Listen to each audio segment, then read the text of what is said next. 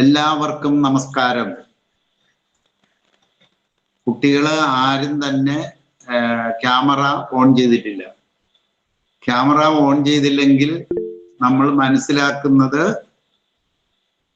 Entry ചെയ്തിട്ട് വേറെ എവിടെയെങ്കിലും പോയി ഇരിക്കുന്നു എന്നാണ്. അതുകൊണ്ട് കഴിയുന്നത്ര കുട്ടികൾ ക്യാമറ ഓൺ ചെയ്യണം. ചെയ്യുവോ?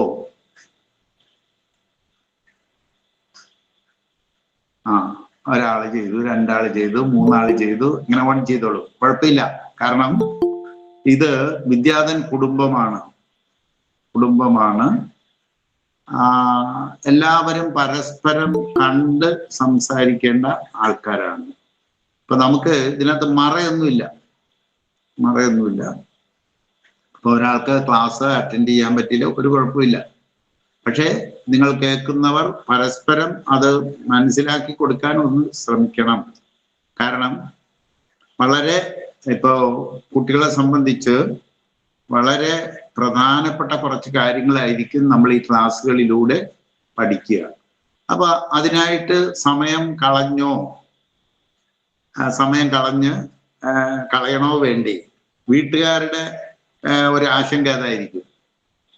പഠിക്കാനുള്ള സമയത്ത് പോയി വേറെ ക്ലാസ് കേട്ടിട്ട് എന്താ പ്രയോജനം എന്നൊക്കെ ആയിരിക്കും ചോദിക്കുക. അങ്ങനെയല്ല, നിങ്ങളുടെ പഠന കാര്യത്തിൽ വളരെയധികം സഹായിക്കാൻ പറ്റുന്ന, പഠന കാര്യത്തിൽ മാത്രമല്ല ജീവിതത്തിൽ വളരെയധികം ഗുണം ചെയ്യുന്ന കുറെ വിഷയങ്ങളായിരിക്കും ഞാൻ ഇതിലൂടെ പറയുക.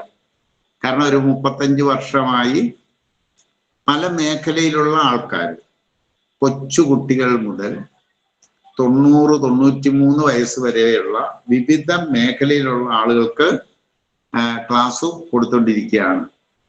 ഇതില് ഇവരുടെ NSS വോളണ്ടിയേഴ്സ് ക്യാമ്പുകൾ, ഒരുപാട് ക്യാമ്പുകൾ, കോളേജിലെ NSS വോളണ്ടിയേഴ്സ് ഒരുപാട് ക്യാമ്പുകൾ ഞാൻ പാർട്ടിസിപ്പേറ്റ് ചെയ്യുകയും അവർക്കെല്ലാം ഇങ്ങനെ ക്ലാസ്സുകൾ കൊടുത്തുകൊണ്ടിരിക്കുകയും ചെയ്യുന്ന ആളാണ്. അപ്പൊ നമുക്ക് ഇന്നൊന്ന് തുടങ്ങി വെക്കാം. എല്ലാവർക്കും നമസ്കാരം. ഇനി ആ നമസ്കാരം എന്താണെന്നും അതെങ്ങനെയാണ് കൈകാര്യം ചെയ്യേണ്ടതെന്നൊക്കെ നമ്മൾ പിന്നീട് പഠിക്കും. എന്താണ് ഒരാള് നമസ്കാരം പറഞ്ഞാൽ നമ്മൾ എന്താണ് ചെയ്യേണ്ടത് എന്നുള്ളത് പഠിക്കും. ക്യാമ്പിലുണ്ടായിരുന്ന കുട്ടികൾക്ക് ചിലപ്പോൾ മനസ്സിലായി കാണും.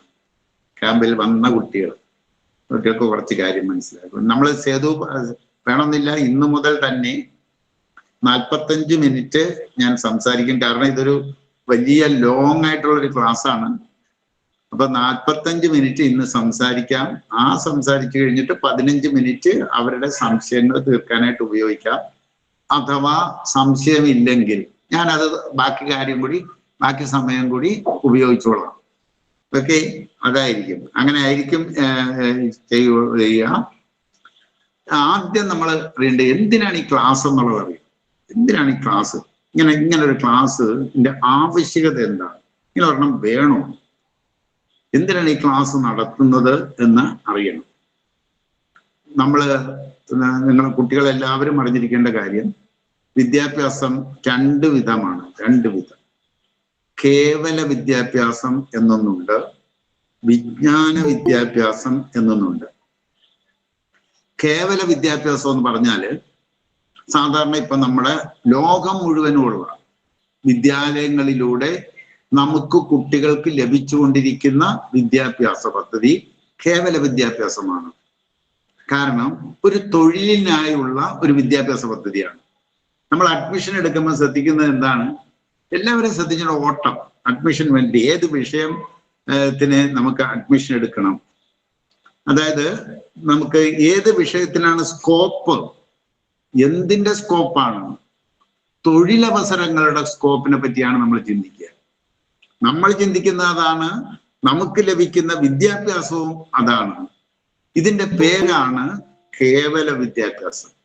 കേവലം ഒരു തൊഴിലിനായുള്ള വിദ്യാഭ്യാസം. അതായത് നമുക്ക് നല്ലോണം പഠിച്ച് നല്ല മാർക്ക് വാങ്ങി ഒരു തൊഴിൽ വാങ്ങണം, അതിൽ നിന്ന് കുറെ ശമ്പളം കിട്ടണം, അതുകൊണ്ട് നമുക്ക് ജീവിക്കണം. ഇതിനു വേണ്ടിയിട്ടുള്ള ഒരു വിദ്യാഭ്യാസത്തിന്റെ പേരാണ് കേവല വിദ്യാഭ്യാസം. അതായത് അപ്പത്തിനായുള്ള വിദ്യാഭ്യാസം, അപ്പം ജീവിക്കാനുള്ള കഴിയാനുള്ള സാമ്പത്തികം ലഭിക്കാൻ വേണ്ടി മാത്രമുള്ള ഒരു വിദ്യാഭ്യാസം ആണിത്. വിജ്ഞാന വിദ്യാഭ്യാസം എന്ന് പറഞ്ഞാൽ അതല്ല. വിജ്ഞാന വിദ്യാഭ്യാസം എന്ന് പറഞ്ഞാൽ ഞാൻ ആരാണ്, ഈ ഞാൻ എന്ന് പറഞ്ഞാൽ ആരാണ്, ഞാൻ എന്തിനാണ് ഇവിടെ വന്നിരിക്കുന്നത്, അവതരിച്ചിരിക്കുന്നത്, ഞാൻ എന്തിനാണ് ഈ ഭൂമിയിൽ അവതരിച്ചിരിക്കുന്നത്, ഞാൻ എങ്ങനെയാണ് ഇവിടെ ജീവിക്കേണ്ടത്, ഇതെല്ലാം പഠിക്കുന്ന ഒരു വിദ്യാഭ്യാസ മേഖലയാണ് വിജ്ഞാന വിദ്യാഭ്യാസം. കാരണം മനുഷ്യൻ എന്ന് പറയുന്ന ജീവി അപ്പം കൊണ്ട് മാത്രം തൃപ്തനാകുന്ന ഒരു ജീവി അല്ല. അവൻ വിജ്ഞാനദാഹിയാണ്.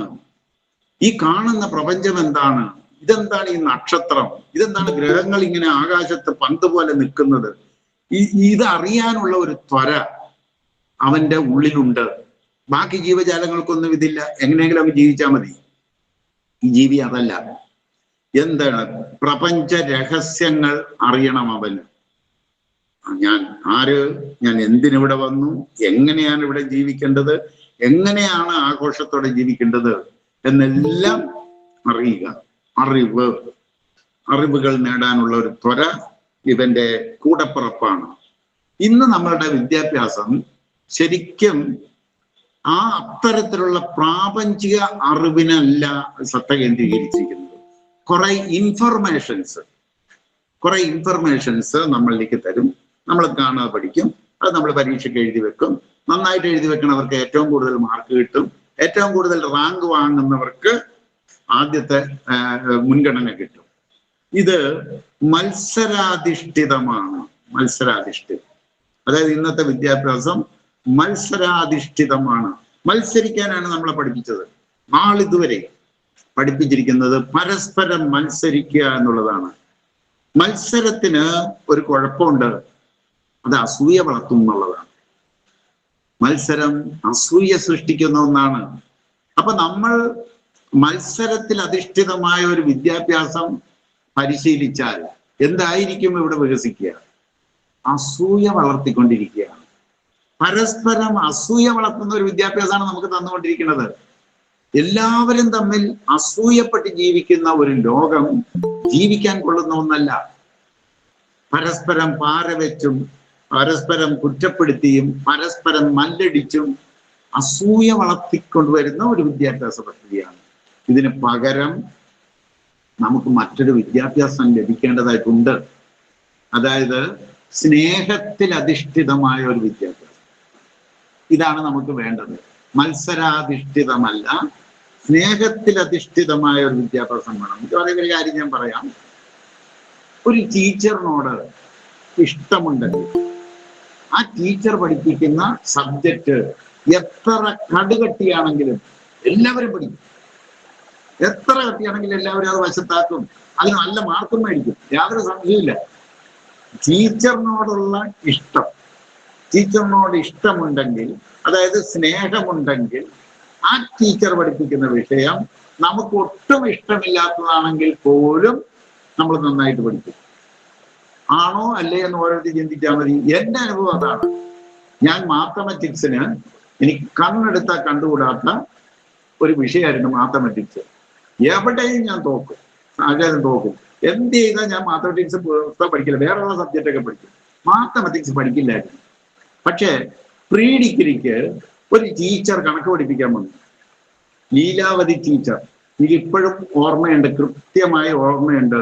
ലീലാവതി ടീച്ചർ കണക്ക് പഠിപ്പിക്കാൻ വന്നപ്പോ ടീച്ചർ പഠിപ്പിക്കുന്ന ആ സ്റ്റൈല്, കുട്ടികളെല്ലാം പേരെടുത്ത് വിളിക്കല്, നമ്മളെയൊക്കെ പേരെടുത്ത് വിളിക്കലും, എല്ലാവരെയും പേരെടുത്ത് വിളിച്ചിട്ട് കാര്യങ്ങൾ പറയുക. പതുക്കെ ടീച്ചറിന്റെ പഠിപ്പിക്കൽ ക്ലാസ് അറ്റൻഡ് ചെയ്യണം. നല്ല ഭംഗിയായിട്ട് അങ്ങ് പഠിക്കാൻ തുടങ്ങി. ആൾജിബ്ര, ട്രിഗണോമെട്രി ഒക്കെ എന്തൊരു ബുദ്ധിമുട്ടാണെന്ന് അറിയാമോ? പക്ഷെ ഒരു പേജുള്ള ഡെറിവേഷൻസ് ഒക്കെ ഞാൻ കൃത്യമായിട്ടും പഠിക്കാൻ തുടങ്ങി. കൃത്യമായിട്ടും ആൾജിബ്ര വളരെ ഈസിയായി എനിക്ക്.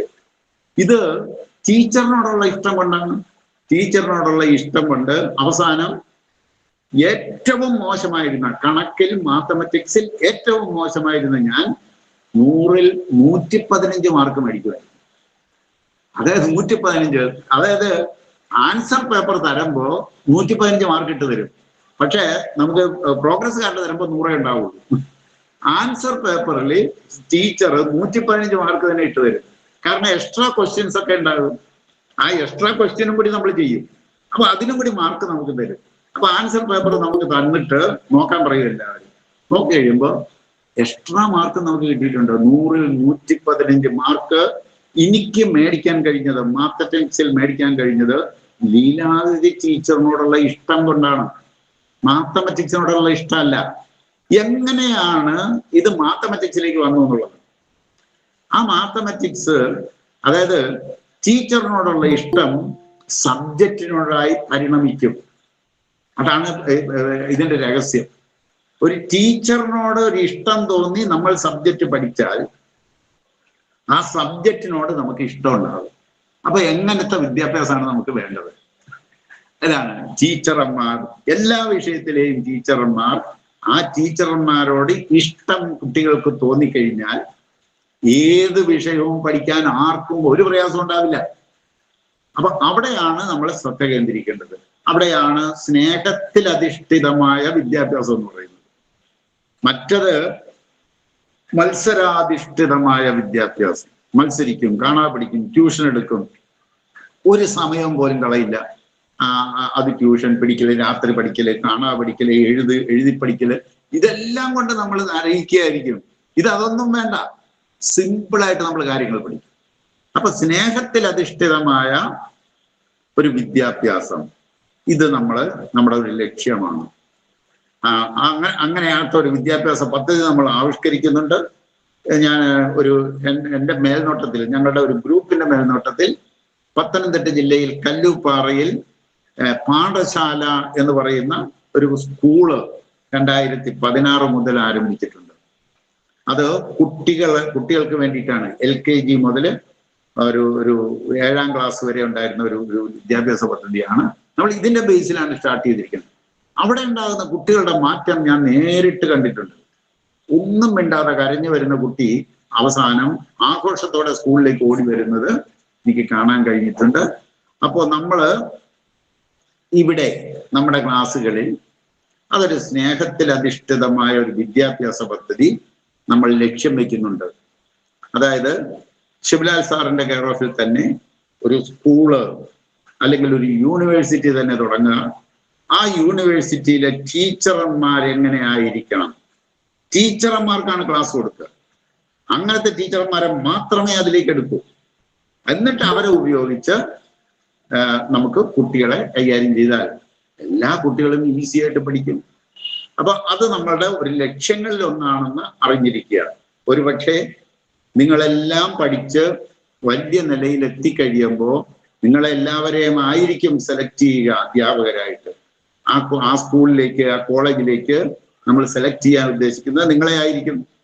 നിങ്ങളപ്പോ അതൊന്ന് മനസ്സിലിടാൻ വേണ്ടിയിട്ടാണ് ഞാൻ ഇന്ന് ഇത് പറഞ്ഞത്.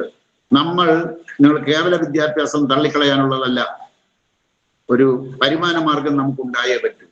അതുകൊണ്ട് കേവല വിദ്യാഭ്യാസത്തോടൊപ്പം സ്കൂളിലും കോളേജിലും കിട്ടാത്ത വിജ്ഞാന വിദ്യാഭ്യാസം തരുന്ന ഒരു പദ്ധതിയാണ് ഇത് SD ഫൗണ്ടേഷൻ വിദ്യാധൻ സ്കോളർഷിപ്സ് കുട്ടികൾക്ക് വേണ്ടിയിട്ട് പതുക്കെ കുറേശ്ശെ തരിക. ഇനി എന്തിനാണ് ഈ വിദ്യാഭ്യാസം? ഈ വിജ്ഞാന വിദ്യാഭ്യാസം എന്തിനാണ്? വിജ്ഞാന വിദ്യാഭ്യാസം ഇല്ലെങ്കിൽ ഞങ്ങൾക്ക് മാർക്കും കിട്ടും, ജോലിയും കിട്ടില്ലേ? അതായിരിക്കും നമ്മളുടെ ഒരു അടുത്ത ചോദ്യം വരിക. എന്തിനാണ് വിജ്ഞാന വിദ്യാഭ്യാസം? ഈ ഭൂമിയിലെ സകലമാന മനുഷ്യരുടെയും ജീവിത അഭിലാഷം എന്താണ്? ജീവിതാഭിലാഷം ഈ ഭൂമിയിലെ സകലമാന മനുഷ്യരുടെയും, നമ്മൾ കേരളത്തിലുള്ളവരുടെയോ ഇന്ത്യയിലുള്ളവരുടെയോ മറ്റുള്ള രാജ്യങ്ങളിലുള്ളവരുടെയല്ല, ഈ ഭൂമിയിലുള്ള സകല മനുഷ്യരുടെയും ജീവിത അഭിലാഷം എന്ന് പറയുന്നത് സന്തോഷത്തോടെ, സമാധാനത്തോടെ, സംതൃപ്തിയോടെ, എല്ലാറ്റിനും ഉപരിയായി ആനന്ദത്തോടെ ജീവിക്കുക എന്നുള്ളതാണ്. ആനന്ദത്തോടെ ജീവിക്കണം, ആഘോഷത്തോടെ ജീവിക്കണം, ആഡംബരത്തോടെ നമുക്ക് ഇവിടെ ജീവിക്കണം. ഇതാണ് എല്ലാവരുടെയും ജീവിതാഭിലാഷം. ആ ജീവിതാഭിലാഷം, ജീവിതത്തിൽ ആനന്ദം കിട്ടുമ്പോഴാണ് ജന്മം സഫലമായി എന്ന് പറയുക. അപ്പൊ നമ്മുടെ ജീവിതാഭിലാഷം ആനന്ദമാണ്. അതിനു വേണ്ടിയിട്ടാണ് സകലരും നമ്മൾ പഠിക്കുന്നതും ജോലി വാങ്ങുന്നതും വീട് വെക്കുന്നതും കാർ വാങ്ങുന്നതും കല്യാണം കഴിക്കുന്നതും എല്ലാം അന്തസ്സോടെ ആനന്ദത്തോടെ ജീവിക്കാൻ വേണ്ടിയിട്ടാണ്. ഇതിനു വേണ്ടിയിട്ടാണ് എല്ലാവരും ഈ കഷ്ടപ്പെടുന്ന മുഴുവൻ എല്ലാവരും ഇതിനു വേണ്ടിയിട്ടാണ്. അതുപോലെ തന്നെ കള്ളൻ കക്കുന്നതും ജനപ്രതിനിധികൾ കൊള്ളയടിക്കുന്നതും ജനങ്ങളെ കൊള്ളയടിക്കുന്നതും നാട് കൊള്ളയടിക്കുന്നതും മറ്റുള്ളവരെ പറ്റിക്കുന്നതും കൈക്കൂലി വാങ്ങുന്നതും തട്ടിപ്പറിക്കുന്നതും ഇതുമെല്ലാം എന്തിനു വേണ്ടിയിട്ടാണ്? അതായത് ഇപ്പൊ കഞ്ചാവ് വിൽക്കുന്നവൻ കഞ്ചാവ് വിൽക്കുന്നതും എല്ലാത്തിനും എന്തിനു വേണ്ടിയിട്ടാണ്? അവരുടെ വിചാരം ഇതിലൂടെ ആഘോഷത്തോടെ ആനന്ദത്തോടെ ജീവിക്കാമെന്നാണ്. എന്നാൽ ഇന്നേ വരെ ഒരു കോടീശ്വരനും ആനന്ദത്തോടെ ജീവിച്ചിവിടെ മരിച്ചു പോയിട്ടില്ല. അതാണ് അതിന്റെ രഹസ്യം. ആനന്ദം എങ്ങനെ, സമാധാനം എങ്ങനെ എന്ന് അറിഞ്ഞു മരിച്ചവരായി നമ്മൾ കണ്ടിട്ടില്ല. ഇന്നവരെ ഒരു രേഖയും കിട്ടിയിട്ടില്ല. ഒരുത്തന്റെയും ഒരു മനുഷ്യന്റെയും ജീവിത ചരിത്രം അങ്ങനെ കണ്ടിട്ടില്ല. എല്ലാവരും ഇതിനു വേണ്ടിയിട്ടാണ് ശ്രമിച്ചതെങ്കിലും അത് കിട്ടിയിട്ടില്ല. ഇത് കിട്ടണമെന്നുണ്ടെങ്കിൽ, അതായത് ആനന്ദത്തിലേക്ക് എത്തണമെന്നുണ്ടെങ്കിൽ വിജ്ഞാന വിദ്യാഭ്യാസം കൂടിയേ കഴിയും. വിജ്ഞാന വിദ്യാഭ്യാസം. കാരണം സാമ്പത്തികം നമുക്ക് ഉണ്ടാക്കാനുള്ള വഴി നമ്മൾ വേറൊരു വിധത്തിൽ പഠിച്ചു, വരുമാനം ഉണ്ടാക്കാനുള്ള വിദ്യ നമ്മൾ പഠിച്ചു. അതോടൊപ്പം ആനന്ദത്തിനുള്ള വഴിയും അക്കാഡമിക് തലത്തിൽ തന്നെ പഠിക്കേണ്ടതാണ്. കോളേജ് തലത്തിൽ തന്നെ പഠിക്കേണ്ട ഒരു സബ്ജക്റ്റാണത്. നമ്മുടെ കുറ്റം കൊണ്ടല്ല. ഇത് കോളേജ് തലത്തിൽ, യൂണിവേഴ്സിറ്റി തലത്തിൽ തന്നെ പഠിപ്പിക്കേണ്ട ഒരു സബ്ജക്റ്റാണ്. അതുകൊണ്ട് തന്നെ ഞാനതൊരു കാര്യം ചെയ്തു.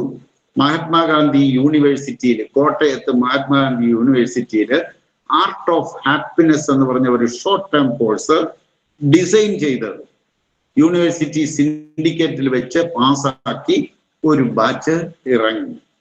ഈ ഒരു ബാച്ചിന്റെ സർട്ടിഫിക്കറ്റ് വിതരണം അടുത്ത 16-ാം തീയതി വെള്ളിയാഴ്ച യൂണിവേഴ്സിറ്റി വെച്ച് നടക്കും. ആദ്യ ബാച്ചിന്റെ. കാരണം അതിന്റെ ഫൗണ്ടേഷൻ ഇട്ട് കഴിഞ്ഞു. ആൾറെഡി ആനന്ദത്തിലേക്ക് നയിക്കാൻ ഉതകുന്ന ഒരു സിലബസ് തയ്യാറായി കഴിഞ്ഞു. ആ സിലബസിന്റെ അടിസ്ഥാനത്തിൽ നമ്മൾ കാര്യങ്ങൾ ചെയ്താൽ ശരിക്കും നമുക്ക് ആനന്ദത്തിലേക്ക് എത്താം. അതിനുള്ള പരിശ്രമമാണ് നടന്നുകൊണ്ടിരിക്കുന്നത്. അതോടൊപ്പം തന്നെ നമ്മൾ ലക്ഷ്യം വെക്കുന്നത് ഒരു ഹാപ്പിനെസ് യൂണിവേഴ്സിറ്റിയാണ്. ഒരു ഹാപ്പിനെസ് യൂണിവേഴ്സിറ്റി വേണം. എല്ലാവർക്കും വേണ്ടത് ആനന്ദമാണെങ്കിൽ അതിനായ ഒരു യൂണിവേഴ്സിറ്റി വേണ്ടേ? അതിനായ ഒരു സംവിധാനം വേണ്ടി? അത് ഇന്നേ വരെ നമുക്ക് കിട്ടിയിട്ടില്ല എന്നുള്ളതാണ്. അപ്പൊ അതിനായ ഒരു ശ്രമവും നമ്മൾ നടക്കുന്നുണ്ട്. അൾട്ടിമേറ്റ് നമ്മളുടെ എയിം ഒരു ഹാപ്പിനെസ് യൂണിവേഴ്സിറ്റിയാണ്. ഇനി എന്തൊക്കെ വിഷയങ്ങളായിരിക്കും നമ്മൾ ഈ ക്ലാസ്സുകളിലൂടെ പഠിക്കുക? വേണം നോട്ട് ചെയ്ത് വെച്ചോണം. ഏതെങ്കിലും വിട്ടുപോയിട്ടുണ്ടെങ്കിൽ എന്നെ ഓർപ്പിച്ച് അത് വാങ്ങിയെടുത്തുകൊള്ളണം.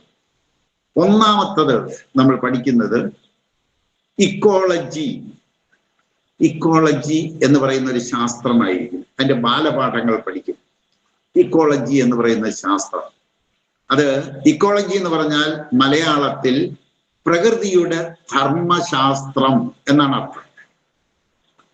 ഇക്കോളജി എന്ന് പറയുന്ന ശാസ്ത്രം അത് പഠിക്കുന്നത് എന്തിനാണെന്ന് വെച്ചാല് അതൊരു ടൂളാണ്, ആ ഒരു ഉപകരണമാണ്.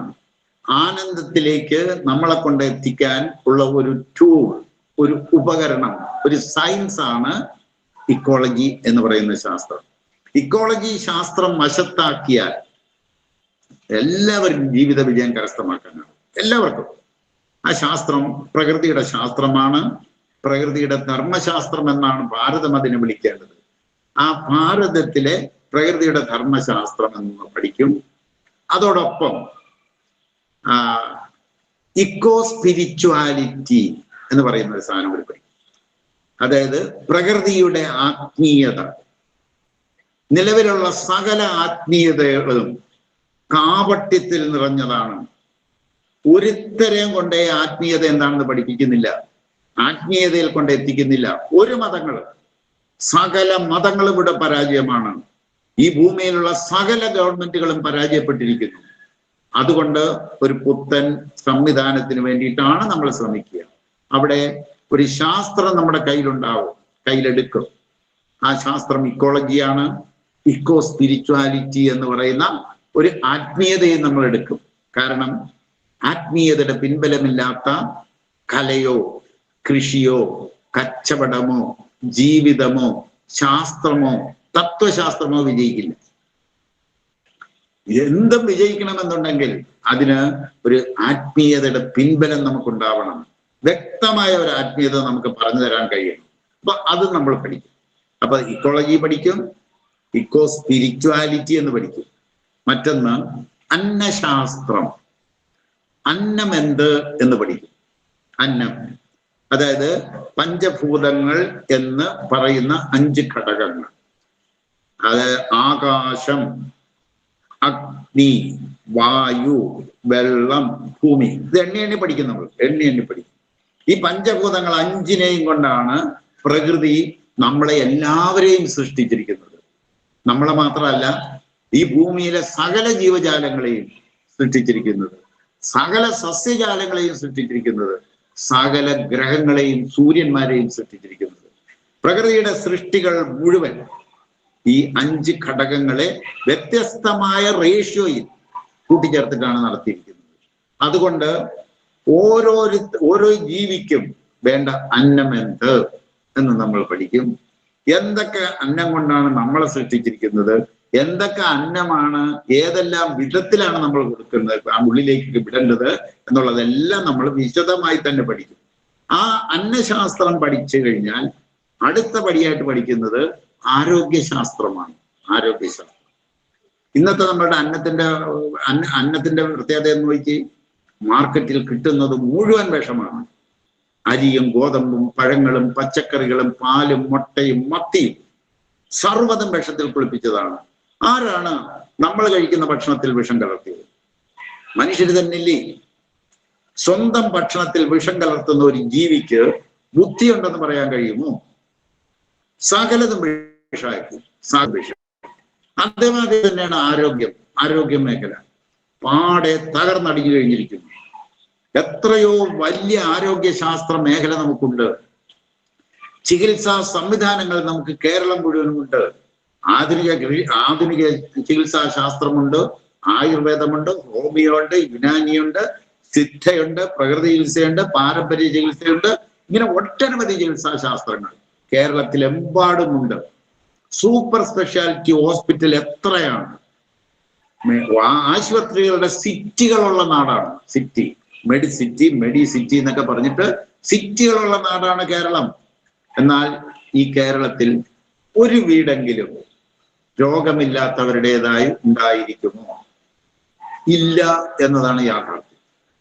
ഓട്ടെ, നമ്മൾ രോഗം വന്നാൽ ഓടി ഡോക്ടർമാരുടെ അടുക്കലല്ലേ പോവുക. അങ്ങനെ ഉണ്ടെങ്കിൽ ഒരു MD ഡോക്ടറുടെ വീട്ടിലുള്ളവരെല്ലാം സുഖമായിട്ട് ജീവിക്കട്ടെ, ആരോഗ്യത്തോടെ ജീവിക്കട്ടെ. അതെങ്കിലും നമുക്ക് കണ്ടെത്താൻ കഴിയുമോ? ഇല്ല, കേരളത്തിലില്ല. ഇത് മാത്രമല്ല, ഒരാളിൽ തന്നെ 10ഉം 15ഉം രോഗങ്ങൾ അക്യൂമുലേറ്റ് ചെയ്തിരിക്കുന്നു. ഒരു വീട്ടിൽ തന്നെ എല്ലാവരും രോഗികൾ, 4 പേരുണ്ടെങ്കിൽ 4 പേരും രോഗികളായിരിക്കുന്നു. ഒരാളിൽ തന്നെ 10ഉം 15ഉം രോഗങ്ങൾ അക്യൂമുലേറ്റ് ചെയ്തിരിക്കുന്നു. ആരോഗ്യശാസ്ത്രത്തിൽ കാര്യമായ പിശക് പറ്റിപ്പോയിട്ടുണ്ട് നമുക്ക്. അതുകൊണ്ട് ഒരു ആരോഗ്യശാസ്ത്രം നമ്മൾ പഠിക്കണം, ശരിയായ ഒരു ആരോഗ്യശാസ്ത്രം.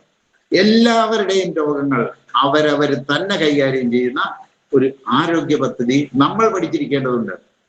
നമ്മളുടെ രോഗം മാറ്റാൻ, നമ്മളുടെ ആരോഗ്യം നിലനിർത്താൻ നമുക്ക് മാത്രമേ കഴിയൂ. മരുന്നിനോ ആശുപത്രിക്കോ ഡോക്ടർക്കോ ആവില്ല. നമ്മൾ ആ വിദ്യ പഠിച്ചെടുക്കണം.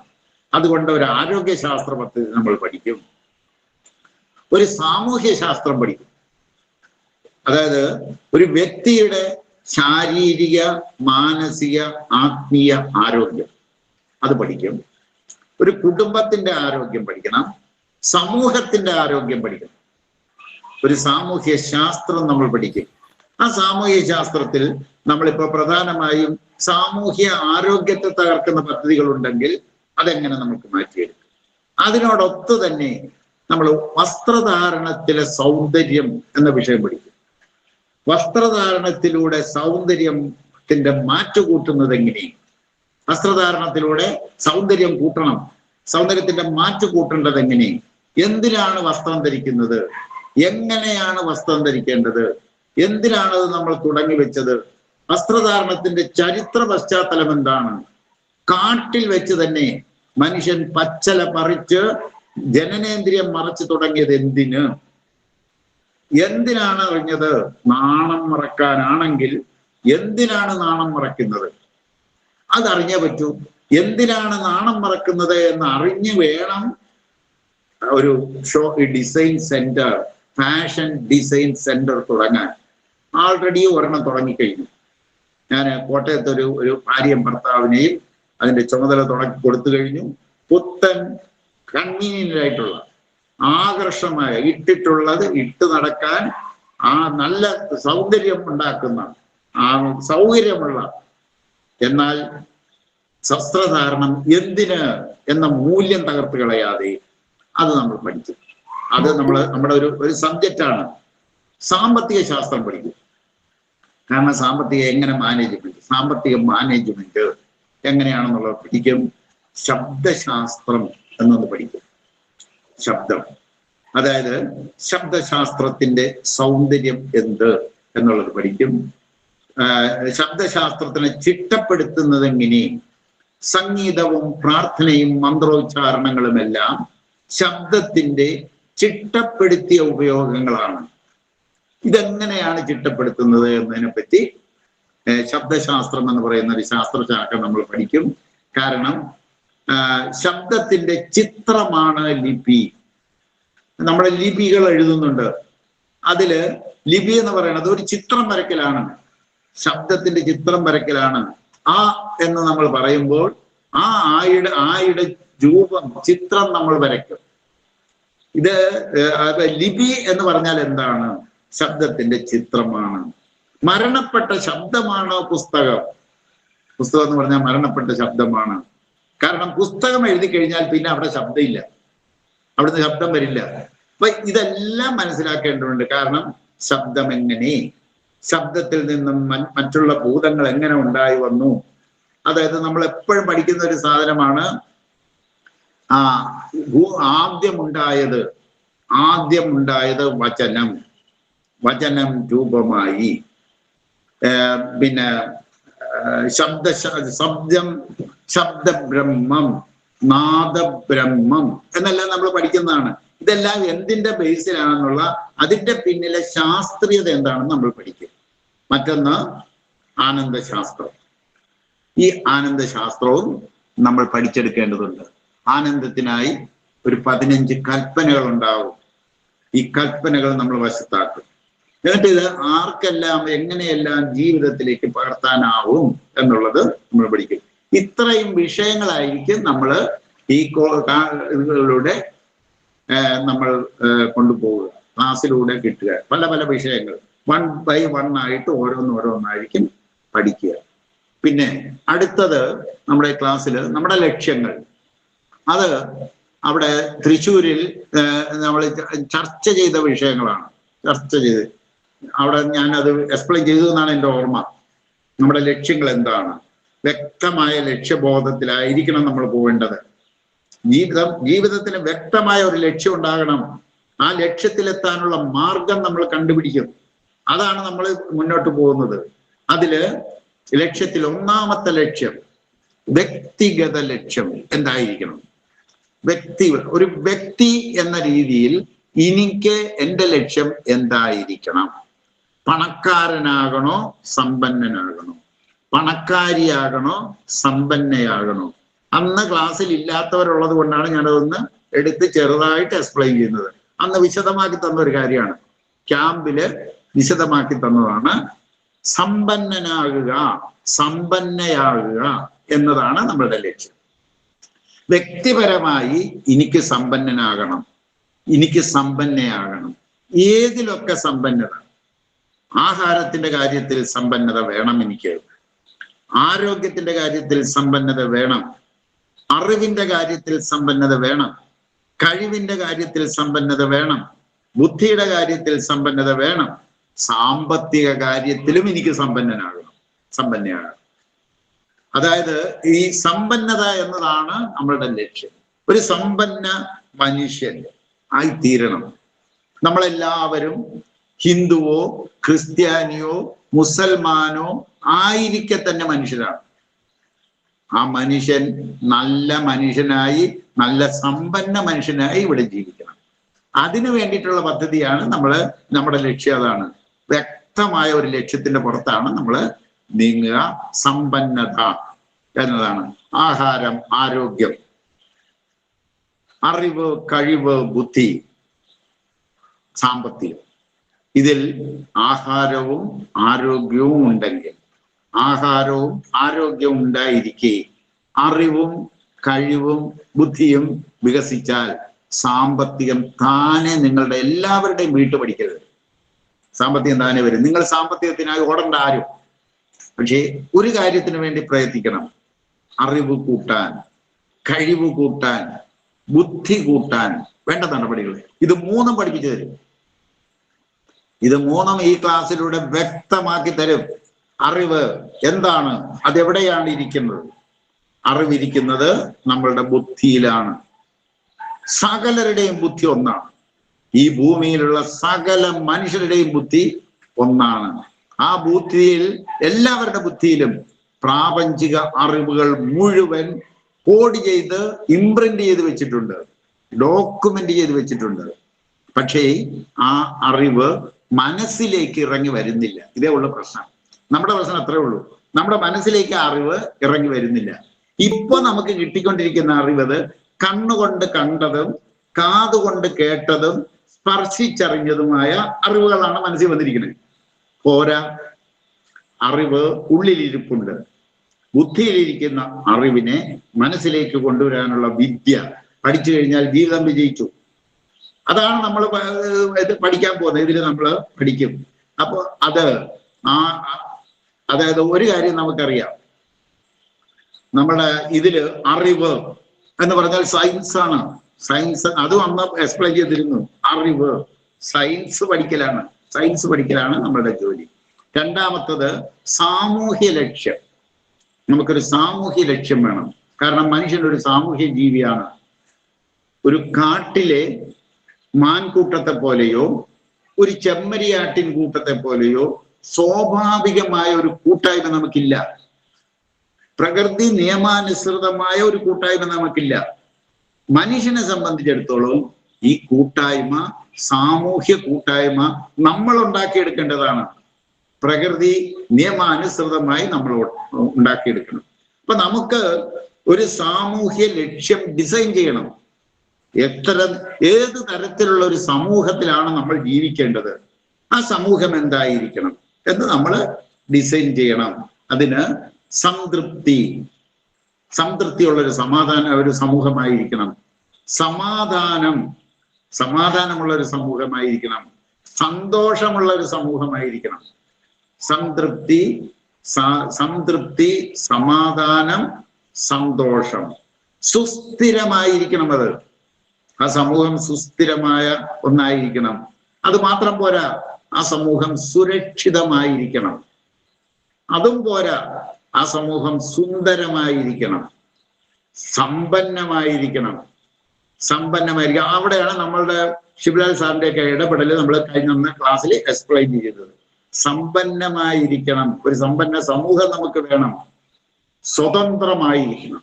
സ്വാതന്ത്ര്യം, ആരുടെയും അടിമകളാകരുത്. സ്വതന്ത്രമായിരിക്കണം ആ സമൂഹം. അപ്പൊ അത്തരത്തിലുള്ള ഒരു 8 സാകളാണത്. 8 സാകൾ. നമ്മുടെ സാമൂഹ്യ ലക്ഷ്യം എന്ന് പറയുന്നത് 8 സാകളിൽ തുടങ്ങുന്നതാണ്. സംതൃപ്തി, സമാധാനം, സന്തോഷം, സുസ്ഥിരം, സുരക്ഷിതം, സുന്ദരം, സമ്പന്നം, സ്വതന്ത്രം. ഇത്രയും കാര്യങ്ങൾ അടങ്ങിയതായിരിക്കണം നമ്മളുടെ സമൂഹം. അതിനു വേണ്ടിയിട്ട് നമുക്ക് എന്ത് ചെയ്യണം? അതോടൊപ്പം തന്നെ സംതൃപ്തി എന്നൊന്ന് ആത്മസംതൃപ്തിയിലേക്കും, സമാധാനം എന്നത് ശാന്തിയിലേക്കും, സന്തോഷം എന്ന് പറയുന്നത് ആനന്ദത്തിലേക്കും, ആനന്ദത്തിൽ നിന്ന് പരമാനന്ദത്തിലേക്കും പരിവർത്തനം ചെയ്യപ്പെടേണ്ടത് എങ്ങനെയാണ് നമുക്കത് പരിവർത്തനം ചെയ്യാൻ പറ്റുക? സംതൃപ്തി എന്ന് പറയുന്നത് ഒരു ആത്മസംതൃപ്തിയിലേക്ക് പരിവർത്തനപ്പെടുത്തണം നമ്മൾ. സമാധാനം എന്ന് പറയുന്നത് ശാന്തിയിലേക്ക് നമുക്ക് പരിവർത്തനപ്പെടുത്തണം. സന്തോഷം എന്ന് പറയുന്നത് ആനന്ദത്തിലേക്കും ആനന്ദത്തിൽ നിന്നും പരമാനന്ദത്തിലേക്കും അതിനെ പരിവർത്തനപ്പെടുത്തണം. അത്തരത്തിലുള്ള ഒരു സാമൂഹ്യ വ്യവസ്ഥിതി, സാമൂഹ്യ സംവിധാനമാണ് നമ്മളുടെ ആഗ്രഹം. നമ്മുടെ എല്ലാവരുടെയും ആഗ്രഹം അതാണ്, ഇത്തരത്തിലുള്ള ഒരു സാധനമാണ് വേണ്ടത്. പക്ഷെ അത് ആരും ഡിസൈൻ ചെയ്ത് ഇംപ്ലിമെന്റ് ചെയ്യുന്നില്ല. അതിനായി ഒരു ആശയ രൂപീകരണം നമുക്ക് ഉണ്ടാവണം. ആഗോള ലക്ഷ്യം പട്ടിണിയില്ലാത്ത, പട്ടാളമില്ലാത്ത, അതിരുകളില്ലാത്ത ഒരു ലോകം നമുക്ക് വേണം. പട്ടിണി ഉണ്ടാവരുത്. ഈ ഭൂമിയിൽ ഒരു കുഞ്ഞും പട്ടിണി കിടന്ന് മരിക്കേണ്ടി വരരുത്. വിശന്ന് കഷ്ടപ്പെടുന്ന ഒരു കുഞ്ഞു പോലും ഈ ഭൂമിയിൽ ഉണ്ടാവരുത്. അതിന് നമുക്ക് എന്ത് ചെയ്യാൻ പറ്റും? പട്ടിണിയില്ലാത്ത ലോകം നമുക്ക് ഉണ്ടാക്കാൻ പറ്റുമോ? അത് പഠിക്കും. അത് ആഹാരത്തിന്റെ കാര്യത്തിൽ നമ്മൾ പഠിക്കുമ്പോൾ, അന്നശാസ്ത്രം പഠിക്കുമ്പോൾ നമ്മൾ ഇത് പഠിക്കും.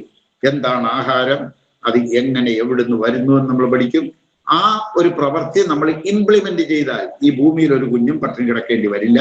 മനുഷ്യർ മാത്രമല്ല, ഒരു ജീവി പോലും പട്ടിണി കിടക്കേണ്ടി വരും. അത്തരത്തിലുള്ള ഒരു സംവിധാനം നമുക്ക് രൂപപ്പെടുത്തണം. പട്ടാളം ഉണ്ടാവരുത്. യുദ്ധം ചെയ്യാനുള്ളവരല്ല നമ്മൾ. ഒരു കാരണവശാലും യുദ്ധം പ്രൊമോട്ട് ചെയ്യപ്പെടരുത്. പട്ടാളത്വം, അതായത് പട്ടാളം ഉണ്ടാവുന്നത് പട്ടാളത്വം മനസ്സിലുണ്ടാകുമ്പോഴാണ്.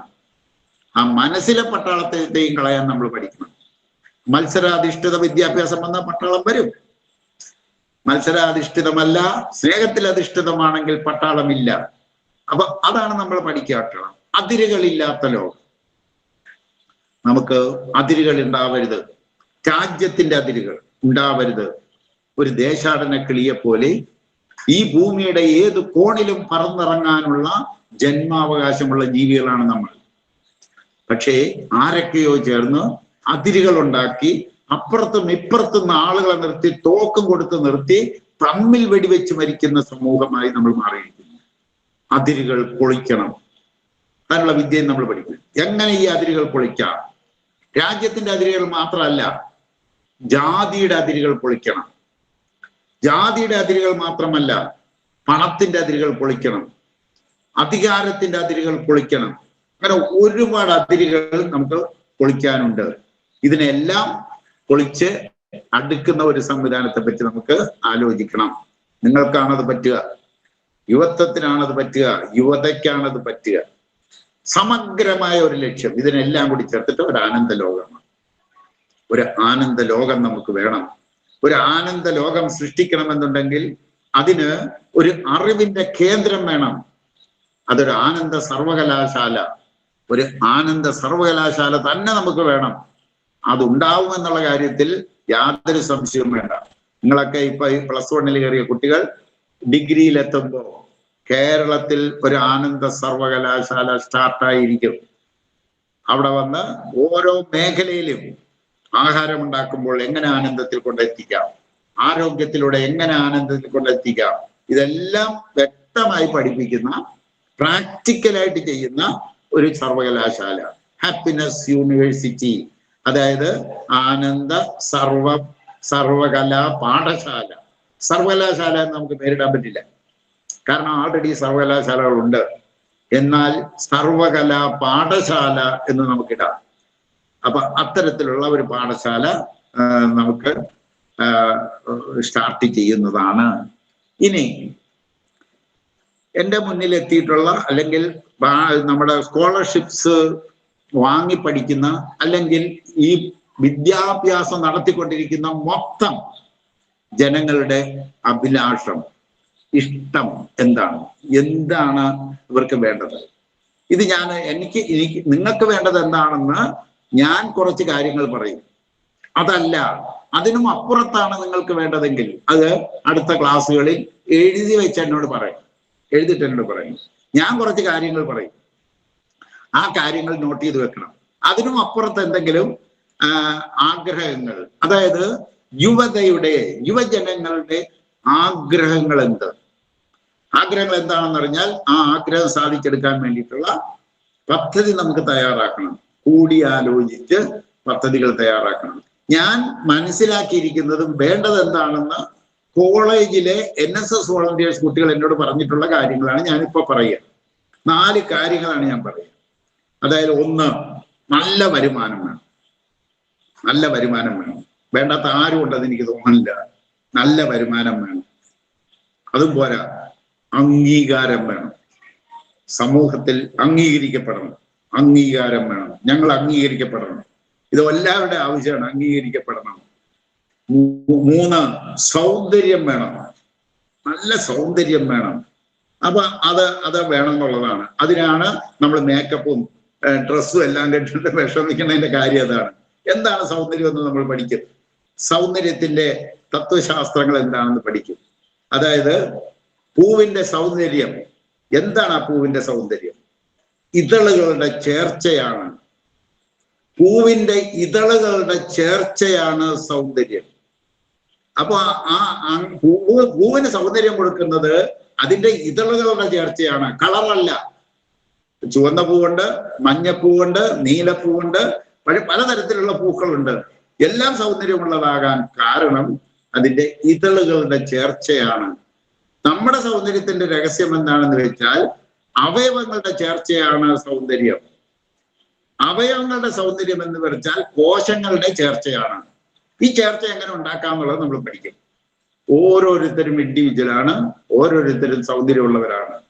പ്രകൃതി സൗന്ദര്യത്തിലേക്കും നമ്മളെ കൊണ്ടുപോകാനാണ്. എല്ലാവരെയും സൗന്ദര്യധാമങ്ങളാക്കി മാറ്റാനാണ് പ്രകൃതി പരിശ്രമിച്ചുകൊണ്ടിരിക്കുന്നത്. ആ വഴി നമ്മൾ മനസ്സിലാക്കി കഴിഞ്ഞാൽ സൗന്ദര്യം എന്നുള്ളത് നിങ്ങളുടെ ആവശ്യങ്ങളിൽ ഒന്നായിട്ട് കിട്ടിയിട്ടുണ്ട്. മറ്റൊന്ന്, 4-മത്തത്, നല്ലൊരു ജീവിത പങ്കാളി വേണം. ഈ 4 കാര്യമാണ് എനിക്ക് കിട്ടിയിട്ടുള്ളത്. അതായത് ഞങ്ങൾക്ക് ആഘോഷത്തോടെ അടിച്ചു പൊളിച്ച് ജീവിക്കണമെന്നുണ്ടെങ്കിൽ നല്ലൊരു ജീവിത പങ്കാളിയും വേണം. ഈ 4 കാര്യങ്ങൾ, അതായത് നല്ല വരുമാനം വേണം, അംഗീകാരം വേണം, സൗന്ദര്യം വേണം, നല്ലൊരു ജീവിത പങ്കാളി വേണം. ഈ 4 കാര്യങ്ങൾക്കും അപ്പുറത്ത് എന്തെങ്കിലും ഉണ്ടെങ്കിൽ പിന്നീട് പറഞ്ഞാൽ മതി. അടുത്ത ക്ലാസ്സിൽ വരുമ്പോഴത്തേക്ക് എനിക്ക് അറിയിക്കുക. ഞാൻ അതും ഡിസൈൻ ചെയ്തു തരും. എങ്ങനെയാണുള്ളത് ഡിസൈൻ ചെയ്തു തരും. ഇതെല്ലാം നിങ്ങളിങ്ങനെ മുന്നോട്ട് പോകണമെന്നുണ്ടെങ്കിൽ നിങ്ങൾക്കൊരു റോൾ മോഡൽ വേണം. ഒരു റോൾ മോഡൽ. ആരാണ് നിങ്ങളുടെ റോൾ മോഡൽ? യുവജനങ്ങളുടെ റോൾ മോഡൽ ആരായിരിക്കണം? ആ റോൾ മോഡലിനെ നോക്കിയിട്ടാണ് നമ്മൾ പോകേണ്ടത്. എൻ്റെ അഭിപ്രായത്തിൽ ഞാനൊരു റോൾ മോഡലിനെ പറയാം. നിങ്ങൾക്ക് ഇഷ്ടമുണ്ടെ എടുത്താൽ മതി. ഇനി മോഹൻലാലിനെയാണോ, മമ്മൂട്ടിനെയാണോ, അല്ലെ വേറെ ആരാണോ? ആരാണ് റോൾ മോഡൽ? എൻ്റെ അഭിപ്രായത്തിൽ ഞാൻ കണ്ടിട്ടുള്ള ഒരു റോൾ മോഡൽ, ഞാൻ ബഹുമാനിക്കുന്ന, ആദരിക്കുന്ന, ആരാധിക്കുന്ന ഒരു റോൾ മോഡൽ ഇവിടെ ഉണ്ട്. ആ റോൾ മോഡല് നിങ്ങളുടെ മുന്നിൽ എത്തുന്ന SD ഫൗണ്ടേഷന്റെ സാരഥികളായ ഷിബുലാൽ സാറും കുമാരി മാഡവും. മനസ്സിലായില്ലേ? ഇവർ 2 പേരെയാണ് ഞാൻ പ്രധാനമായും കണ്ടിട്ടുള്ള റോൾ മോഡൽസ്.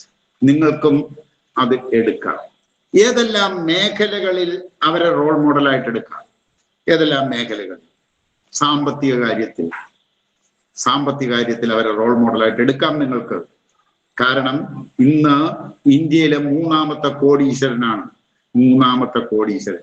അതായത് ഷിബുലാൽ സാറിന്റെയും കുമാരി മാഡത്തിന്റെയും മക്കളുടെയും സ്വത്തെല്ലാം കൂടി ഒരുമിപ്പിച്ച് കൂട്ടിയെടുത്താൽ ഇന്ന് ഇന്ത്യയിലെ 3-മത്തതോ 2-മത്തതോ ആയ കോടീശ്വരനാണ്. ഈ ഷിബുലാൽ സാർ പഠിച്ചത് മലയാളം മീഡിയം സ്കൂളിലാണ്. മുഹമ്മദ് ഗ്രാമപഞ്ചായത്തിലുള്ള അധികം പുരോഗമിക്കാത്ത ഒരു ഗ്രാമത്തിലുള്ള മലയാളം മീഡിയം സ്കൂളിൽ പഠിച്ചതാണ്. ST കോളേജ്, ആലപ്പുഴയിലെ ST കോളേജിലാണ് പഠിച്ചത്. കൊല്ലം SM കോളേജിലാണ് MSc ചെയ്തത്. അല്ലാതെ ഇംഗ്ലീഷ് മീഡിയം സ്കൂളിൽ പോയിട്ടല്ല. ഇംഗ്ലീഷ് മീഡിയം സ്കൂളിലൊന്നും പോയി പഠിച്ചിട്ടല്ല. ഇംഗ്ലീഷ് മീഡിയം സ്കൂളിൽ പോയാൽ എന്തോ നല്ലത് കിട്ടും, വലിയ ലെവലിൽ എത്താം, ഒന്നുമില്ല. സാധാരണ സ്കൂളിൽ പഠിച്ചിട്ട് ഷിബുലാൽ സാറിന് ഈ ലെവലിലേക്ക് എത്താൻ കഴിഞ്ഞുവെങ്കിൽ നമുക്ക് എത്താൻ എന്താ പ്രയാസം? അപ്പൊ നമുക്ക് ഷിബുലാൽ സാറിന്റെ സാമ്പത്തിക കാര്യത്തിൽ, നമ്മുടെ സാമ്പത്തിക കാര്യത്തിൽ നമുക്ക് ഷിബുലാൽ സാറിനെ ഒരു മോഡലായിട്ട് തിരഞ്ഞെടുക്കാം.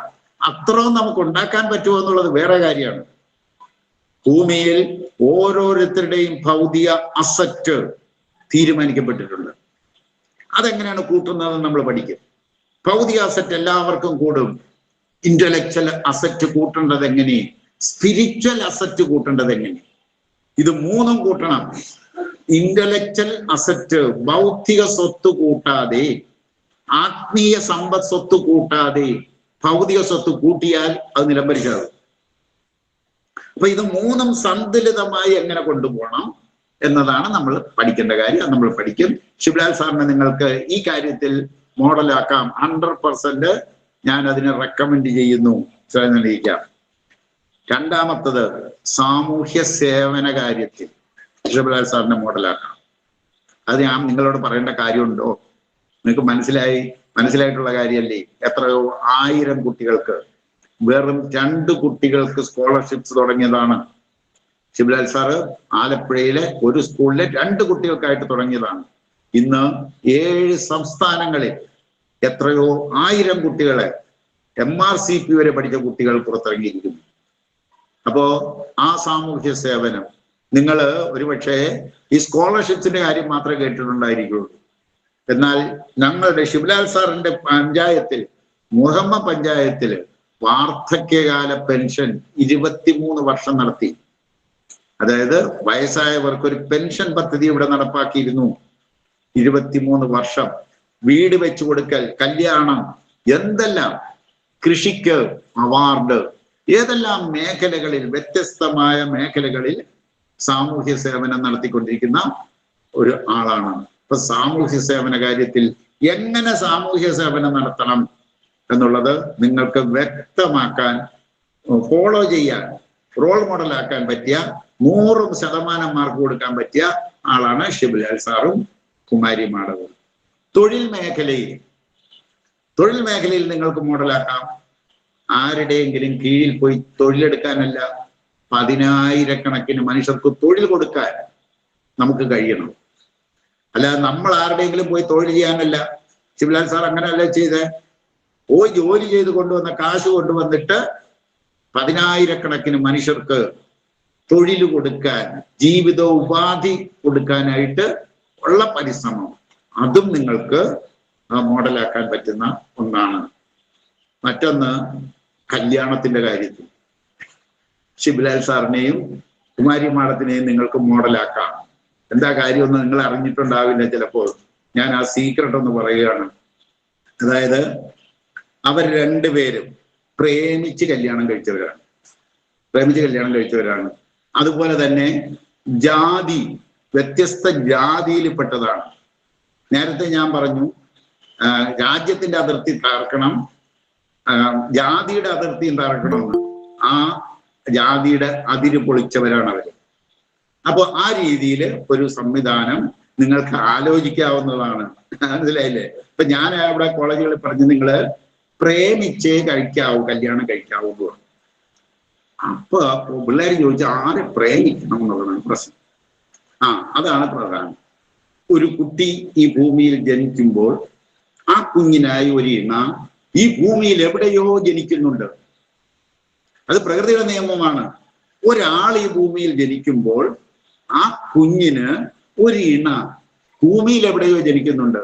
ചിലപ്പോൾ ചൈനയിലായിരിക്കും, ചിലപ്പോൾ ആഫ്രിക്കയിലായിരിക്കും, ചിലപ്പോൾ അമേരിക്കയിലായിരിക്കും, ചിലപ്പോൾ ജർമ്മനിയിലായിരിക്കും, ചിലപ്പോൾ നമ്മുടെ തൊട്ടടുത്തായിരിക്കും. പക്ഷെ ഏതാണെന്ന് നമുക്ക് തിരിച്ചറിയാൻ പറ്റില്ല. അപ്പൊ തിരിച്ചറിയാൻ പാടില്ല നമ്മുടെ ഇണ ഏതാണ് എന്ന് നമുക്ക് തിരിച്ചറിയാൻ പാടില്ല. പക്ഷേ ആ ഇണയെ കണ്ടെത്താനുള്ള വിദ്യ നമ്മൾ പഠിക്കും. മനസ്സിലായില്ലേ? അല്ലാതെ നിത്യവും കാണുന്നതിനെ, കണ്ണിൽ കണ്ടതിനെ കയറി പ്രേമിക്കരുത്. കണ്ണിൽ കണ്ടതിനെ കയറി പ്രേമിച്ചാൽ പൊട്ടക്കിണറ്റിലെ തവളകളായിരിക്കും നിങ്ങൾ. മനസ്സിലായില്ലേ? അതുകൊണ്ട് ആ കിണറ്റിൽ ഒടുങ്ങും ജീവിതം. അങ്ങനെയല്ല, ആ കിണറ്റിൽ കിടന്ന് ജീവിതം തീർന്നു പോകും. അതായത് ഇണയെ കണ്ടെത്താൻ ഒരു വിദ്യ നമ്മൾ ഗവേഷണത്തിലിരിക്കുന്ന സാധനമാണ്. ഇവിടുത്തെ വിരലടയാള വിദഗ്ധ, ഇന്ത്യയിലെ 2nd rank holder, അടയാളത്തിൽ 2nd rank വാങ്ങിയ പെൺകുട്ടിയെയും ഭർത്താവിനെയും കൂടി ഞാൻ എൻ്റെ വീട്ടിൽ വിളിച്ചു വരുത്തിയിട്ട് ഈ ആവശ്യം ഞാൻ അവരുടെ മുന്നിൽ വെച്ചിട്ടുണ്ട്. അതായത് പ്രകൃതിയിൽ ഒരു അടയാളം ഇടുന്നുണ്ട്. ഓരോരുത്തർക്കും ഓരോ അടയാളം ഇട്ടിട്ടുണ്ട്. ഇണയെ കണ്ടെത്താൻ ആ അടയാളം നമുക്ക് ഉപയോഗിച്ച് എനിക്കൊരു വിദ്യ ഡെവലപ്പ് ചെയ്ത് തന്നെന്ന് പറഞ്ഞിട്ടുണ്ട്. അവരത് സമ്മതിച്ചിട്ടുണ്ട്. അവര് അതിന്റെ പരിശ്രമത്തിൽ നടക്കുന്നുള്ളൂ, അവരുടെ തൊഴിലിനൊപ്പം. കാരണം അവർ പോലീസിലാണ് ജോലി. ഞാൻ അവരുടെയൊക്കെ പറഞ്ഞു, ഈ വിരലടയാളം വൈദഗ്ധ്യം നിങ്ങൾ എന്തിനാണ് ഇപ്പൊ ഉപയോഗിക്കുക? ആ സയൻസ് കള്ളനെ പിടിക്കാനാണ് ഉപയോഗിക്കുക. കള്ളനെ പിടിക്കാൻ ഞാൻ പറഞ്ഞ അതിനുള്ളതല്ല സയൻസ്. കള്ളനെ പിടിക്കാൻ വേറെ വഴിയുണ്ട്. കള്ളന്മാരുണ്ടാകാതിരുന്നാ പോലെ അതിനുള്ള വഴി വേറെയുണ്ട്. ഒരു കുഞ്ഞും കള്ളനായി ഇവിടെ ജനിക്കണില്ല. ഒരു കുട്ടിയും ഈ ഭൂമിയിൽ പിറന്നു വീഴുന്ന ഓരോ കുഞ്ഞും ഡിവൈനാണ്. കള്ളനായി, കൊള്ളക്കാരനായി, സാമൂഹ്യദ്രോഹിയായി ഒരു കുഞ്ഞിവിടെ ജനിക്കണില്ല. എല്ലാവരും രാജകുമാരനും രാജകുമാരിയുമായാണ് ഈ ഭൂമിയിൽ ജനിക്കുന്നത്. കള്ളനെ കള്ളനാക്കിയതിൽ അച്ഛനും അമ്മയ്ക്കും സമൂഹത്തിനുമുള്ള പങ്ക് എന്താണെന്ന് നമ്മൾ മനസ്സിലാക്കണം. അവരാണ് കള്ളനൊക്കെ ഒരു ഒരു ഒരു ദൈവമായി ജനിച്ച ഒരു കുഞ്ഞിനെ കള്ളനാക്കി തീർത്തത് ആരാണ്? സമൂഹമാണ്. സമൂഹം. അപ്പോ കള്ളന് മാത്രമായി ശിക്ഷ കൊടുക്കുന്നത് തെറ്റാണ്. അവിടെ ഒരു നീതി നിഷേധമുണ്ട്. അപ്പൊ അത് നമ്മൾ മനസ്സിലാക്കി നമുക്കൊരു ഒരു റോൾ മോഡൽ എന്തായാലും നിങ്ങൾക്ക് ഉണ്ടാകും. റോൾ മോഡൽ ആരെ വേണേലും ആകാം, ആരെ വേണേലും റോൾ മോഡൽ ആക്കാം. ഞാൻ എൻ്റെ ഒരു സജഷൻ നിങ്ങളുടെ മുന്നിൽ വെച്ചിട്ടുണ്ടെന്നേ ഉള്ളൂ. കാരണം എൻ്റെ ഈ 76-77 വയസ്സിനുള്ളിൽ ഞാൻ കണ്ടിട്ടുള്ളതിൽ വെച്ച് ശരിയായ ഒരു റോൾ മോഡലാണ് ശിവലാൽ സാറും കുമാരി മാഡവും. ഒരിക്കൽ ഒരു പത്രസമ്മേളനം നടത്തിയപ്പോൾ ആ പത്രസമ്മേളനത്തിലെ പത്രക്കാരോടൊപ്പം ശിവലാൽ സാറ് സ്റ്റേജിലുണ്ട്. ഞാനൊക്കെ പോയി പത്രക്കാരുടെ കൂട്ടത്തിൽ ഇരിപ്പുണ്ട്, ഓഡിയൻസ് ആയിട്ട് ഇരിപ്പുണ്ട്. അന്ന് എല്ലാ പത്രക്കാരും ഒരുപാട് ചോദ്യങ്ങൾ ചോദിച്ചു ശിവലാൽ സാറിന്റെ. അതിൽ നല്ലൊരു ശതമാനം ചോദിച്ചത് ഇൻഫോസിസ് എന്ന് പറയുന്ന കമ്പനിയെ പറ്റിയായിരുന്നു. അതിൽ എത്ര പേർക്ക് ജോലി കൊടുക്കുന്നുണ്ട്, എത്ര വരുമാനമുണ്ട്, എത്ര കോടി നിങ്ങൾക്കുണ്ട് സ്വത്ത്, എവിടെയുണ്ട്, എങ്ങനെയുണ്ട്, ഇതൊക്കെയായിരുന്നു ചോദിച്ചത്. ഒരു പത്രക്കാരൻ എഴുന്നേറ്റ് നിന്നിട്ട് ഒരു കാര്യം ചോദിച്ചു. അതായത് സാമൂഹ്യ സേവനം ഇത്ര കോടി രൂപ സാമൂഹ്യ സേവനത്തിനായി മാറ്റിവെക്കുന്നു ശിവലാൽ സാറ്. അതില് ഒരു പത്രക്കാരൻ എഴുന്നേറ്റ് നിന്ന് ചോദിച്ചത് ഒരു വല്ലാത്തൊരു ചോദ്യമാണ് ചോദിച്ചത്. ശിവലാൽ സാർ ആദ്യം ഒന്ന് പതറി അതിനകത്ത്. ആ ചോദ്യത്തില് ചോദിച്ച ചോദ്യം ഇതായിരുന്നു: നിങ്ങൾ ഇത്രയും സാമൂഹ്യ സേവനം നടത്തില്ലേ? നിങ്ങളുടെ ഇത്രയും കോടി രൂപ നിങ്ങളുടെ ഭാര്യയ്ക്കും മക്കൾക്കും വേണ്ടി ഇവിടെ ഉപയോഗിക്കാമായിരുന്നില്ലേ? പിന്നെ ഇത്രയും ഇങ്ങനെ വാരി എറിയാനുള്ള മാനസികാവസ്ഥ എവിടെ നിന്നാണ് നിങ്ങൾക്ക് കിട്ടിയത്? എവിടെ നിന്നാണ് ഇതിനുള്ള മെന്റാലിറ്റി നിങ്ങൾക്ക് കിട്ടിയത്? ഒരുപാട് കോടീശ്വരന്മാർ ഈ ഭൂമിയിലുണ്ട്, അവരാരും തന്നെ ഇങ്ങനെ വാരി എറിയണില്ല. സാറിന് ശിവലാൽ സാറിനോട് ചോദിച്ചത് എവിടുന്നാണ് ഈ പ്രചോദനം, ആരാണ് ഇതിന് പ്രചോദനം തന്നെന്ന് ചോദിച്ചു. അല്പം ഒന്ന് ആലോചിച്ചിട്ട് ശിവലാൽ സാർ പറഞ്ഞു, അമ്മയിൽ നിന്നാണ് ആ പ്രചോദനം. അത് പറഞ്ഞു. ഇരുന്ന പത്രക്കാരൻ വീട്ടിൽ ചാടി എഴുന്നിട്ട് അതേ പത്രക്കാരൻ ഒരു ചോദ്യം ചോദിച്ചു: അമ്മയുടെ ഏത് പ്രവൃത്തിയാണെന്ന് ചോദിച്ചു. ഏത് പ്രവൃത്തി, അമ്മയുടെ ഏത് ഇടപെടലാണ് നിങ്ങളെ ഇങ്ങനെ ദാനം ചെയ്യണം, സേവനം ചെയ്യണം എന്നുള്ള മെന്റാലിറ്റിയിലേക്ക് എത്തിച്ചത്? അടുത്ത ചോദ്യം വന്നു.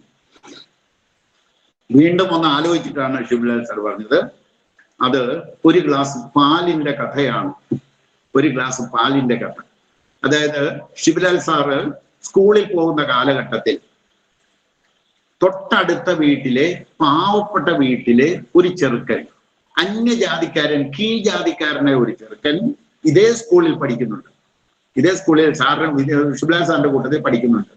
ഈ ചെറുക്കൻ ശിവലാൽ സാറിന്റെ വീട്ടിൽ വന്ന ശേഷം ഇവർ രണ്ടുപേരും കൂടിയാണ് സ്കൂളിലേക്ക് നടന്നാണ് പോവുക. അപ്പോ ശിവലാൽ സാറിന് ഒരു ഗ്ലാസ് പാലെടുത്ത് വെക്കും. അര പൈസയില് അമ്മ ഒരു ഗ്ലാസ് പാലെടുത്ത് വെക്കും. രണ്ടാമത് ഒരു ഗ്ലാസ് പാല് കൂടി എടുത്തു വെക്കും. രണ്ടാമത്തെ ആർക്ക് വേണ്ടിയിട്ടാണ്? ഈ പാവപ്പെട്ട വീട്ടിലെ ചെറുക്കൻ വന്ന് കുടിക്കാതെ ശിവലാൽ സാർ ആ പാല് കുടിക്കാൻ അമ്മ സമ്മതിക്കില്ല. അവൻ വന്ന് ആ പാലും കുടിച്ച് രണ്ടുപേരും പാലും കുടിച്ചിട്ടാണ് സ്കൂളിലേക്ക് നടന്നു പോവുക. ഈ ഒരു ഇൻസിഡന്റ്, അതായത് ഒരു അമ്മയുടെ നന്മ, ഒരു അമ്മയുടെ, ശിവലാൽ സാറിന്റെ നന്മയാണ് നമ്മൾ അനുഭവിച്ചുകൊണ്ടിരിക്കുന്നത് ഇന്ന് ഇവിടെ മുഴുവൻ നമ്മൾ ഉപയോഗിക്കുന്നത് ഒരു അമ്മയുടെ ഒരു ഗ്ലാസ് പാലാണ്. ഒരു ഗ്ലാസ് പാല്. അതായത് പാവപ്പെട്ടവനെ വേർതിരിച്ച് നിർത്തിയില്ല, മകനെ വേറിട്ട് കണ്ടില്ല, അവന്റെ ജാതി കണ്ടില്ല അമ്മ. അതൊരു കുഞ്ഞാണ്. ആ കുഞ്ഞ് അവനും കുടിച്ചിട്ട് മതി, എന്റെ മക്കളും കുടിച്ചാൽ മതി എന്നുള്ള ഒരു നിലപാട്, ഒരു അമ്മയുടെ നിലപാട്. ഈ നിലപാടാണ് ശിവലാൽ സാറിനെ കൊണ്ട് വിജയിച്ചത്. ശിവലാൽ സാറിന് അങ്ങനെ ആഗ്രഹമുണ്ടെങ്കിലും സാധാരണഗതിയിൽ ഏതെങ്കിലും ഒരു വീട്ടിലെ പെണ്ണിനെ കല്യാണം കഴിച്ചുകൊണ്ട് വന്നാൽ ആ ഭാര്യ അനുവദിക്കുന്നില്ലെങ്കിൽ ഇത് കൊടുക്കാൻ പറ്റുമോ? അപ്പോൾ കുമാരി മാടത്തിന്റെ ഉള്ളിലും എവിടെന്നോ ഒരു നന്മ കയറി പറ്റിയിട്ടുണ്ട്. ഇവർ രണ്ടും കൂടി ചേർന്ന ചേർക്കല്, ചേരുംപടി ചേരുക എന്ന് പറയും. ഈ ചേർക്കലാണ് നമുക്ക് കിട്ടിയത്. ഇപ്പൊ കുമാരി മാടത്തിന് ഇത് എവിടുന്നാ കിട്ടിയേ? ഞാൻ അതും അന്വേഷിക്കുന്നത്. എപ്പോ കാണുമ്പോഴും ഞാനിത് ഇങ്ങനെ ശ്രദ്ധിക്കുമായിരുന്നു. എവിടുന്നാണ് ഇവർക്ക് ഈ പ്രചോദനം കിട്ടിയതെന്ന് ഇങ്ങനെ ഞാൻ ശ്രദ്ധിക്കേണ്ടിരിക്കുക. ഒരിക്കൽ കുമാരി മാടത്തിന്റെ അമ്മ ഡെത്ത് ബെഡിലാണ്, മരണക്കിടക്കയിൽ കിടക്കുന്നു. ഞങ്ങൾ ഇവിടുന്ന് കുറച്ചു പേര് കാണാൻ പോയി, അമ്മയെ കാണാൻ പോയി. വീട്ടിൽ ചെന്ന് കട്ടിലിനടുക്കലിരുന്ന് വർത്തമാനമൊക്കെ പറഞ്ഞ് അപ്പൊ ആള് കിടക്കുകയാണ്. അപ്പൊ തീരെ സുഖയില്ലെന്ന് അറിഞ്ഞുകൊണ്ടാണ് ഞങ്ങൾ കാണാൻ പോയത്. അവിടെ ഞാൻ പറഞ്ഞു കഴിഞ്ഞു. അപ്പൊ എന്നെ അറിയാം, കൃഷിയുടെ അവാർഡ് കാര്യങ്ങൾ ചെയ്യുന്ന കാര്യമൊക്കെ ഇങ്ങനെ പറഞ്ഞിട്ടിരുന്ന കൂട്ടത്തില് ഞാനൊരു കാര്യം പറഞ്ഞു. എനിക്ക് ചുണ്ടില്ലാ കണ്ണൻ എന്ന് പറഞ്ഞൊരു വാഴ ഉണ്ടായിരുന്നു. ആ വാഴ ഇപ്പൊ അവിടെ എങ്ങുമില്ല, ഞങ്ങളുടെ നാട്ടിലേ ഇല്ല. ഈ വാഴ, ആ ഒരു എണ്ണം വാഴ ഞങ്ങളുടെ നാട്ടിലേ ഇല്ല എന്ന് ഞാൻ പറഞ്ഞപ്പോ ഈ കിടക്കുന്ന ആള് എഴുന്നേറ്റിട്ട് വേലക്കാരനെ വിളിച്ചിട്ട് അവനെ പേര് നീട്ടി വിളിച്ചിട്ട് പറഞ്ഞു, നീ അവിടെ ഇന്നടുത്ത് നിൽക്കുന്ന വാഴയുടെ ചോട്ടിൽ നിന്നും ഒരു വാഴവിത്ത്, ചുണ്ടില്ലാ കണ്ണന്റെ വാഴവിത്ത് കുത്തി ദയാലിന് കൊടുക്ക് എന്ന് പറഞ്ഞു. ആരാണ് ഇത് പറയണമെന്ന് ആലോചിച്ചോണം. ഡെത്ത് ബെഡിൽ കിടക്കുന്ന ആൾ. അതായത് ഒരു കൃഷിയുടെ നന്മ. ഈ കൃഷിയുടെ നന്മ കുമാരി മാടത്തിന്റെ അമ്മയിൽ നിന്നും കുമാരി മാടത്തിന് പകർന്നു കിട്ടിയിട്ടുണ്ട്. രണ്ട് അമ്മമാരുടെ നന്മകളാണ് നമ്മൾ അനുഭവിക്കുന്ന സുഹൃതം. നമ്മൾ ഇന്ന് അനുഭവിച്ചുകൊണ്ടിരിക്കുന്നത് അതാണ്. അപ്പൊ ഇത് വളരെ പ്രധാനപ്പെട്ട ഒരു കാര്യം, വളരെ പ്രധാനപ്പെട്ട. നിസ്സാരമെന്ന് നമുക്ക് തോന്നാം, നിസ്സാരം, ഒരു ഗ്ലാസ് പാലിന് എന്ത് വില. പക്ഷേ അതുണ്ടാക്കിയ ഇമ്പാക്റ്റ്, ഒരു അമ്മയിൽ നിന്നും കുഞ്ഞിലേക്ക് പകർന്ന ഇമ്പാക്റ്റ് എത്ര വലുതായി തീർന്നിരിക്കുന്നു എന്നുള്ളത് നമ്മൾ മനസ്സിലാക്കണം. ഇത് നമ്മളും ഫോളോ ചെയ്യേണ്ട ഒന്നാണ് എന്ന് ഓർമ്മിക്കുക. ഇനി നമുക്ക് സമയം ഏതാണ്ട് തീർന്നിരിക്കുന്നു. എന്നാലും ഒരു കാര്യം കൂടി പറഞ്ഞു നിർത്താം. ഹോംവർക്ക് തന്നിട്ടുണ്ട്. അന്ന് ക്ലാസ്സിൽ വെച്ച് ഹോംവർക്ക് എന്ന് പറയുന്ന ഒരു സാധനം തന്നിട്ടുണ്ട്. അതെല്ലാവരും ചെയ്തു തുടങ്ങണം, എല്ലാവരും ചെയ്തു തുടങ്ങണം. അതായത് സന്നിധാന ധ്യാനം എന്ന് പറഞ്ഞിട്ട് ഒരു ഹോംവർക്കാണ് തന്നിരിക്കുന്നത്. അതായത് നമ്മളുടെ ശരീരത്തിൽ ഒരു സന്നിധാനമുണ്ട്. അതായത് ഒരു കേന്ദ്രമുണ്ട്, ഒരു ഗ്രാവിറ്റേഷണൽ സെന്റർ, ഒരു പുണ്യസ്ഥലമുണ്ട്. എല്ലാവരുടെ ശരീരത്തിലും ഒരു പുണ്യസ്ഥലമുണ്ട്, ഒരു തീർത്ഥാടന കേന്ദ്രമുണ്ട്. ആ തീർത്ഥാടന കേന്ദ്രത്തിന്റെ പേരാണ് സന്നിധാനം. അത് നമ്മളുടെ പൊട്ടുകുത്തുന്ന സ്ഥലമാണ്. അതായത് ഹിന്ദുക്കൾ പൊട്ടുകുത്തുന്ന സ്ഥലം. ആ രണ്ട് കണ്ണിന്റെ നടുക്ക്, രണ്ട് കാതിന്റെ നടുക്ക്, രണ്ട് ബ്രെയിനിന്റെ നടുക്ക്, രണ്ട് മൂക്കിന്റെ നടുക്ക്, പ്രധാനപ്പെട്ട അവയവങ്ങളുടെ കേന്ദ്രസ്ഥാനമാണ്. ഇത് ജീവന്റെ ഗ്രാവിറ്റേഷണൽ സെന്റർ ആണ്. അതായത് നമ്മുടെ ശരീരത്തിനെ എല്ലാത്തിനെയും കൂടി പിടിച്ചു നിർത്തിയിരിക്കുന്ന ഒരു കേന്ദ്രം നമ്മുടെ ശരീരത്തിലുണ്ട്. സൗരയൂഥത്തിന് സൂര്യനെ പോലെ, സൗരയൂഥത്തിലെ സകല ഗ്രഹങ്ങളെയും പിടിച്ചു നിർത്തിയിരിക്കുന്നത് സൂര്യനാണ് അതിന്റെ കേന്ദ്രം. അതേമാതിരി നമ്മുടെ ശരീരത്തിനെ പിടിച്ചു നിർത്തിയിരിക്കുന്ന ഒരു കേന്ദ്രമുണ്ട്. ആ കേന്ദ്രമാണ് ഇവിടം. ആ കേന്ദ്രം ആജ്ഞാകേന്ദ്രമാണ്, ബുദ്ധി കേന്ദ്രമാണ്. നമ്മളുടെ ബുദ്ധി കേന്ദ്രം എവിടെയാണ്? ബുദ്ധിയുടെ കേന്ദ്രം എവിടെയാണ്? ആജ്ഞാകേന്ദ്രമാണ്, ഗ്രാവിറ്റേഷണൽ സെന്റർ ആണ്. ഈ സെന്ററിലേക്ക് നമ്മുടെ ചിന്തകളെ കൊണ്ടുവരിക എന്നുള്ളതേ ഉള്ളൂ, വേറെ കാര്യമൊന്നുമില്ല ഇതിനകത്ത്. അതായത് നമ്മളുടെ ബുദ്ധിയിൽ എല്ലാ അറിവും ഇരിപ്പുണ്ട്. ആ കേന്ദ്രത്തിൽ, ബുദ്ധി കേന്ദ്രത്തിൽ സകല അറിവും ഇരിപ്പുണ്ട്. അങ്ങോട്ട് മനസ്സിലെ ചിന്തകൾ അങ്ങോട്ട് ചെല്ലണം. അങ്ങനെ ചെന്ന് ഒരു 15-20 മിനിറ്റ് എല്ലാ ദിവസവും ഇരിക്കണം. എല്ലാ ദിവസവും എപ്പോ പുസ്തകം വായിച്ച് ബോറടിക്കുന്നു, പുസ്തകം മടക്കി വെച്ചിട്ട് കണ്ണടച്ചിരുന്ന് ആ ആജ്ഞാകേന്ദ്രത്തിൽ പോകാൻ ശ്രമിക്കുക. ഒരു കണ്ണാടിയിൽ നോക്കി ഒരു പൊട്ട് തൊടുക, ഒരു വലിയ തൊട്ട് തൊടുക. ഇപ്പൊ കണ്ണാടിയിൽ പൊട്ട് തൊടുമ്പോൾ നമ്മളുടെ മുഖവും കാണാം, പൊട്ടും കാണാം. എവിടെയെങ്കിലും മാറി കസേരയിലോ കട്ടിലോ ഇരുന്നിട്ട് കിടക്കരുത്. ഇരുന്നും കൊണ്ട് കണ്ണടച്ച് നമ്മുടെ ശ്രദ്ധ, ആ ശ്രദ്ധ മനസ്സിൻ്റെതാണ് ശ്രദ്ധ. നമ്മളുടെ ശ്രദ്ധ ബുദ്ധി കേന്ദ്രത്തിലേക്ക് കൊണ്ടുവരിക. അവിടെ മനസ്സും ബുദ്ധിയും തമ്മിൽ ലയിക്കും. അപ്പോഴാണ് ലയം നടക്കുക. നമ്മൾ കൂളാകുന്നത് കാണാം. ഈ കേന്ദ്രത്തിൽ നിന്നും നമ്മുടെ ചിന്ത അകലുമ്പോഴാണ് അസ്വസ്ഥതകൾ നമുക്കുണ്ടാവുക, അനിശ്ചിതത്വം ഉണ്ടാവുക. ഈ കേന്ദ്രത്തിലേക്ക് നമ്മൾ വരുമ്പോൾ നമ്മൾ സുരക്ഷിതരായിരിക്കും. എപ്പോഴും സുരക്ഷിതരായിരിക്കും. എല്ലാവരും സുരക്ഷിതരായിരിക്കും. അതുകൊണ്ട് അതിനുവേണ്ടി സമയം കളഞ്ഞു, പഠിക്കാനുള്ള സമയം കളഞ്ഞു എന്ന് വിചാരിക്കരുത്. ബുദ്ധി കേന്ദ്രത്തിൽ നിന്നുള്ള അറിവുകൾ മുഴുവൻ മനസ്സിലേക്ക് ഇറക്കിക്കൊണ്ടുവരിക.